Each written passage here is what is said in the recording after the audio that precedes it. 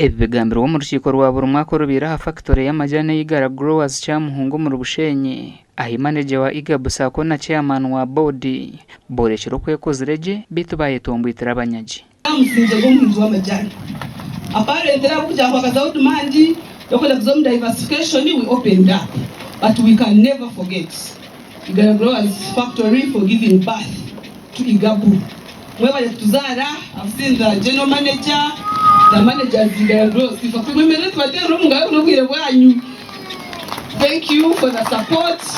Thank you for supporting us. Thank you for giving birth to Igabu. Nisima bamemba bitu ahabo kuba byone twashomerwe rizo banamana ganyi kushanga banke yatandikira n'abantu batakwika igani 10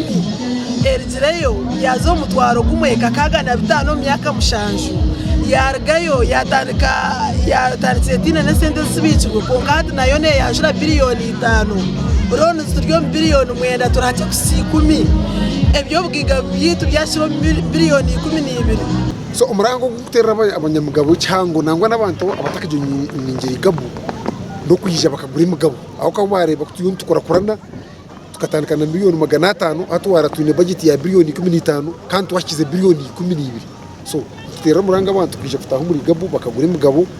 bakaza kurwana subworo bamuhabeta biro mu rukiko ru nabo borekero kusima ahabwe baganyirwemo Igabu okumenya mbere cyango diskwege rugamba namanga Igabu nobuza kuba kamera zikwata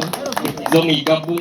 gaha mwene kumpiya muroni dukoresa kurungi kurangwe kinagihira narga nacugura kushomesa abana Igabu shomesa izo mushiki akashomera kizo bagaruzo yaherize nane ya mukaga yazambara yaheza university hata riyo nakora Fort Portal district. Igabu Sako ikatandukwaho kwera abahinji b'amajyano mu kubika no kweguza bito bwa hatigahereza imyaka 2 gagwira katare naho basimira bigarati abagitandikireho umwaka guhurire twabika biliyoni 4 na miliyoni 5 rero mujemdire mutumwire se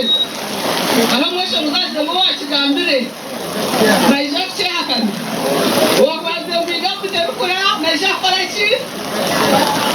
Engineer Akankwasa Raymond urukura makora macho muihanga ubira ryo munjenye mukura hira masuka abahinji b'amajani abarubamemba basakwejo kuba kuza kushemererwa aha majani gabo hata ntizambende nirukura to program next week turargembende kubarakiriya ringe kuri Ebola then nzakujero rukiko bakubeta